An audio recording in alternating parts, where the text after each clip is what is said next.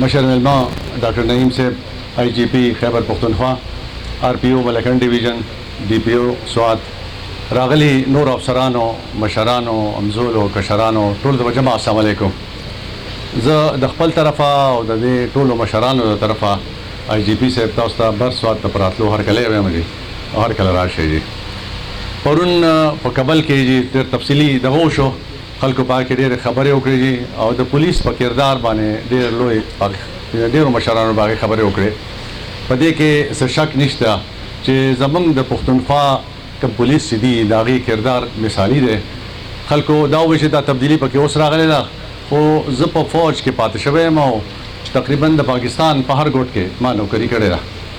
زما سره ایون پنجابي افسران چې کوم دي نو هغې همیشه د کپتانۍ د وخت نه د پښتونخوا د پولیس صفت کړی دی. ما په خپل هم دا نوټ کړې ده چې کله ستا سره فیملی نو د پنجاب پولیس رویه نور هم درست شي، خو د پښتونخوا پولیس چې کوم دي که ایون ډېر دغه دې هم کړی نو ورته وایي فیملی د سره ده په دې وار معاف شوی او د دې همیشه خلکو تعریف کړی دی. او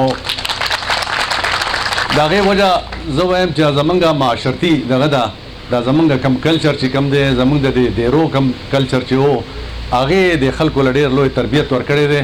کشران به راتله د مشرانو خبرې به یې اورېدې، هلته به جرګې هم کېدې او هلته کې د ټنګ ټکور پروګرام هم کېده. دا زمونږ دلته کې افسران چې کوم دي دا پښتانه افسران دي. پرون پکې خلکو ووایي چې د دې دفتر چې کوم دي نو دفتر نه دي بلکې حجرې دي. دا حقیقت دی. د هغې په وجه باندې زموږ د خلکو ته ډېر لوی سهولت دی. خلک د دې چې کوم دی نو د دې ستاینه هم کوي.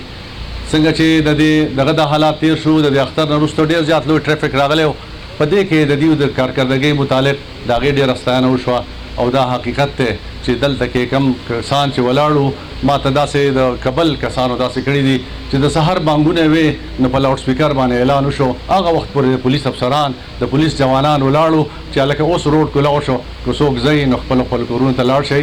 ټوله شپه ټوله ورځ هغې ډیوټي وکړه. دا واقعي د ستاینې حالت یعنې د دې لایق دی. په سوات کې څنګه چې د مخکې دغه وویله جي علیم خان خبره وکړه یو ډېر تور پیریډ دلته کې تېر شو. دلته کې ډېر بد حالت راغلی دی. انسرجنسي چې په کومو ملکونو کې راغلی ده نو هلته کې ملکونه یې وران کړي دي. یعنې د UK غوندې ایډوانس ملک په ډیکیډز باندې هلته کې په آیرلینډ کې دغه انسرجنسي چلېده. په سریلنکا کې تقریبا په 13 کاله پس په هغې دغه وکړو. افغانستان کې د 40 کالو نه دا شی شروع دی. عراق، شام، لیبیا دا تاسو وګورئ.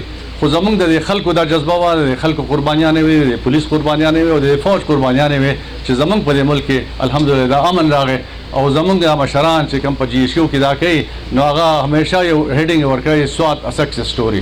دا واقعي یو سکسس سټوري ده خو په دې کې د خلکو قربانیانې دي د دې وینې دي د هر څه دوی پکې د دې ډېر محنت کړی دی. په دې کې د پولیس افسرانو پولیس جوانانو او د فوج جوانانو د ټولو پکې د دې قربانیانې شاملې دي.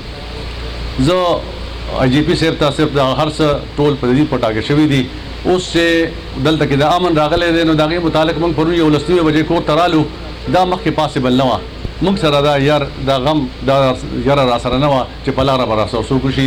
د نیمې شپې خلک شنګلې ته لاړو، د نیمې شپې خلک بونیر ته لاړو، د نیمې شپې موږ خپل کور ته رالو. دا امن او امان چې کوم دی دا د دیو ذمواري ده او الحمدلله دیو سر ته رسوي او زه ورته وایم چې همدغه شانتې مستعد شي ځکه چې فوج چې کوم دی هغه شاته شوی دی. د فوج تربیت په دې حساب نه شوی. پبلک ریلیشن یو مشکل کار دی. فوج د پبلک ریلیشن لپاره ټرین نه وي. په چوکونو باندې په پوسټونو باندې خلکو ته شکایتونه اوس پولیس والا دلته کې راغلي دي. پولیس په دې الحمدلله ټرین دي او څنګه چې ما وویل زموږ د پښتونخوا پولیس چې کوم دي دا د ډېر وخت نه د شروع نه زم د مثالي پولیس دي نو الحمدلله هغه حساب هم دغه شوی دی. اوس به مې یو خواسته دغه دپاره یي چې کله زموږ د ټریفک څنګه دیو خبره وکړه ډېر زیات شوی دی او په دې کې د موټر سایکلو کم ټریفک چې دی هغه ډېر زیات نقصان ورکوي. خاص کر زموږ د دغه مخې ته راشي دا ځوانان دي ټول په ټریفک دغه نه پوهېږي. په ایډوانس کنټریز کې چې به تاسو کتلي د ټولو نه مشکل لایسنس چې کوم دی هغه د موټر سایکل دی. نور لایسنس ورکوي د موټر سایکل لپاره د هغې که هیلمټ یې نه وي که جیکټ یې نه وي اچولی که پتلون یې نه وي اچولی هغه نه پرېږدي نه دا کوي. دلته کې زموږ ماشومان دي هغه په دې باندې پوهه نه وي او اکسیډنټ وشي پکې ډېر مړه شي مور او پلار له لوی غم جوړ کړي نو چې د هغې دپاره لږ سختي وشي او په هغې باندې عمل وشي. بله خبره پرون په دا کې شوې وه چې زموږ دا کمیونټي پولیس چې کوم دي په دې ټول سوات باندې اور بلو خو خاص کر بټه تحصیل چې دی دا هیډ کوارټر و په دې کې د ټولو نه زیات و. په دې کې په هغه وخت کې زموږ دا کمیونټي پولیس دلته کې برتي شوي دي چې څوک نه راتله دلته کې د طالبانو مخې ته څوک نه مخامخ کېده دا هغه کسانو چې ملا یې وتړله او دلته کې راله او په دې کمیونټي پولیس کې شامل شو. نو زما مخکې هم په دې باندې پرون خبره شوې ده، اوس بیا زه یاد دهاني کوم چې انشاءالله که دیو دا وکړي او دا ریګولرایز کړي نو دا د خلکو سره به یو تعاون وي او د خلکو سره مدد به وي.